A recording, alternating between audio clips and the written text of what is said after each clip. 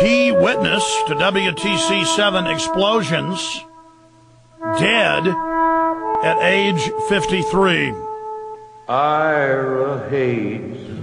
Emergency coordinator, a 9/11 witness, Barry Jennings, has passed away with controversy about WTC 7 still hot, as the BBC hit piece and NIST report have been released to counter Jennings' exclusive testimony on explosions inside Building 7.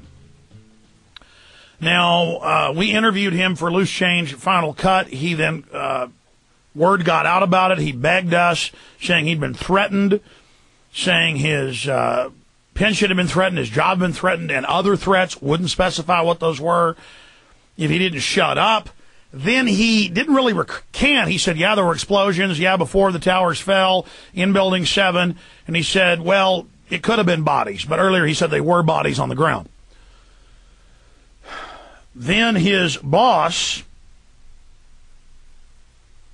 just came out in the last few weeks and was interviewed by the BBC saying, I never saw explosions, though he had said that on news that day along with Mr. Jennings. Very suspicious that he's dead at 53. Now, it was Aaron Dykes who confirmed this yesterday. We kept hearing about it for weeks, but could find no news articles. We earlier, and others had called where he worked with the city. They'd said, no, we're not going to talk about it. We finally got them to admit yesterday that he indeed was dead, but they wouldn't say the cause. We've now talked to his bosses. They've said, yeah, we knew Barry. He is dead. We can't say why he's dead. Others said at the office, we don't know why he's dead, and acted very, very suspicious.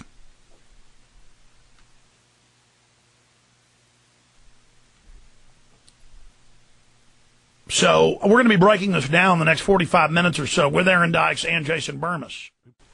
The problem is, see, he's credible because he was the deputy emergency manager of that area. So that's why they had to get rid of him. And I have no doubt they killed him, and there's 95% chance, especially now they're being very secretive. Barry Jennings, a key 9/11 eyewitness who was an emergency coordinator for the New York Housing Authority, has passed away at age 53 from circumstances not yet disclosed. And this is almost a month later, folks. Very suspicious. Kind of like it was very hard to find out that Dr. Ivins with the anthrax, who they now admit was a patsy, was killed inside government facilities. A spokesman for the Housing Authority has now confirmed his death after weeks of rumors circulating online, but refused to give any further details. We talked to him again this morning. Aaron's coming up. The office has not yet been able to contact anyone in the Jennings family, and the official cause of death is not yet known, but online reports have reported the date of the death as August 19th, 2008.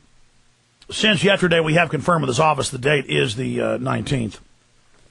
It is very unusual that a prominent, controversial 9/11 witness would die only days before the release of the NIST report. See, people say, well, why 7 years later was he killed? This was all coming out.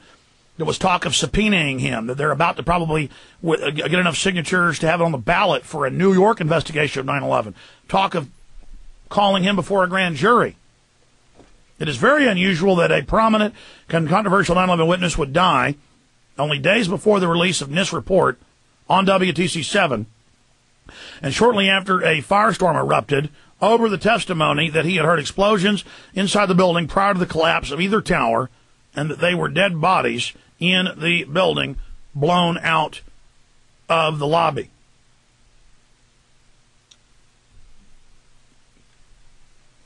The BBC aired the third tower in July in an attempt to debunk Barry Jennings' account, which is both contradictory and damaging to the official 9/11 story, by making an issue over whether or not he saw dead bodies in the lobby. And see, we hadn't released this video because he'd asked us not to. Then the BBC came to the Loose Change crew and to Dylan and said, you're lying. He didn't say that. And Dylan showed him the video. And so they went and had an actor play the part of Jennings to basically reenact things in a false fashion. Very suspicious. Yet Jennings' own statement in an exclusive interview with Dylan Avery and Jason Burmis, which has not been denied, was the firefighter who took us down kept saying, don't look down, and I say why, and we are stepping over people. You know, you can feel when you're stepping over people. We're going to continue with this on the other side with Jason Burmis and in studio Aaron Dykes, who ferreted this out. And We're going to tie this into the D.C. Madam and other high-profile murders, assassinations like Vince Foster. Giuliani says, yeah, we were told to get out of Building 7 that day before either tower fell. And we had a terror attack drill with FEMA set up the night before, so we'd already moved out of the building the night before in Tripod 2. And people said, what? Of course, FEMA deputy director earlier, Kennedy, had said just that, and then it was a big controversy the day of 9/11 that, well, we already arrived the night before for the terror attack. Then he said, oh, no, that was a mistake, slip of the tongue. Then it came out they indeed had, and it was called Operation Tripod 2.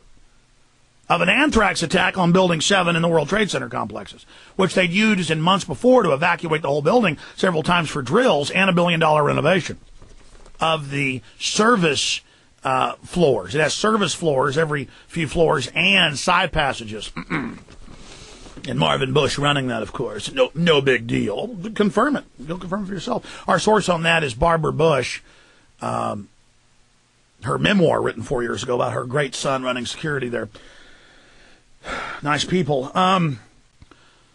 Now, news of Jennings' death comes on the heels of losing another 9/11 hero and eyewitness, Kenny Johnneman, who reportedly committed suicide 12 days before the 7th anniversary. He's credited with saving at least one man's life on 9/11 and was also a witness to explosions in the towers.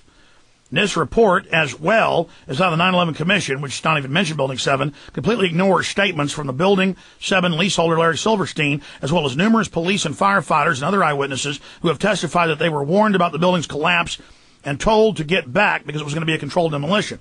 One rescue worker even heard the countdown from the building's implosion over the emergency radios. Unfortunately, Barry Jennings, whose testimony was ignored by the 9/11 Commission, can no longer raise questions personally about his experience inside WTC-7. Our own movement is, in a concerted fashion, saying 9/11 truth is dead. 9/11 truth peaked in 2006. I'm seeing the same terms in put out. And that's what these guys will do. They'll come on the scene. They'll be patriots for about a year. We've seen this over and over again. They'll try to gain credibility, and then they'll just run their operation. Well, so they've been announcing, oh, 9/11 truth's dead, 9/11 truth's over. Meanwhile, it's bigger than ever. But the bottom line is Dylan Avery had more discussions with Jennings about, I remember Dylan telling me, threats against his pension, threats against his job, and more, that he was worried about his family, and that he said more, but Dylan wouldn't say because it was off the record. Well, he's dead now. And Dylan's all freaked out. Hey, Dylan, let me tell you how this works. If they think you know something, you're not safe till you let that out. Look at the hundreds killed that knew stuff about the Kennedy assassination. And then their family members they told stuff got killed. This isn't a joke. So, Dylan, you better... I told the D.C. Madam this. She's dead. She didn't listen. I said, on air and off air, you better spill the beans. Now, listen, Dylan Avery. They know you talked to Jennings. Now, you better go on this show or another show, or you better write it up on your blog or do a video blog right now. I know you've never taken any of my advice, but the point is you better take it now. I read the book written by Jim Garrison who went through this stuff. This isn't a game, people. These people run child kidnapping rings. They kill children. They don't care. They like it. Burmis, this is incredible. What do you say?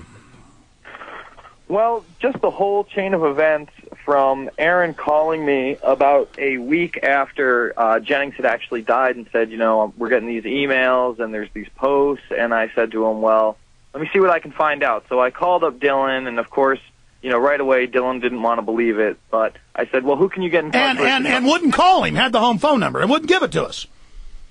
He had Jennings' cell at the time. He didn't have the home phone number, which we got last night, but he had the cell, and he didn't want to give him a call and be like, are you dead or whatever. But he, basically he pawned it off on Michael Rudin, who did that BBC hit piece. And this is what really disturbs me. Now, Rudin probably had more contact information than anybody on Jennings. He had a sit-down interview with him on the BBC, obviously had his cell number, obviously knew where he worked. And Dylan contacted him that day, and Rudin said he would look into it. Now, I was down at Ground Zero on 9/11, and I ran into Dylan, and Dylan said, I just ran into Rudin again. So, again, me and Dylan meet up on 9/11 in New York City, and he says, I just happened to cross Michael Rudin, and I asked him about Barry, and he said he still hadn't come up with anything. Now, this is a BBC journalist, again, who has all of this man's contact information. 2 plus, actually 3 weeks almost after his death. Yeah, this is huge. 3 weeks after his death. And he can't confirm it. However, we got to call the BBC. We got to call this guy.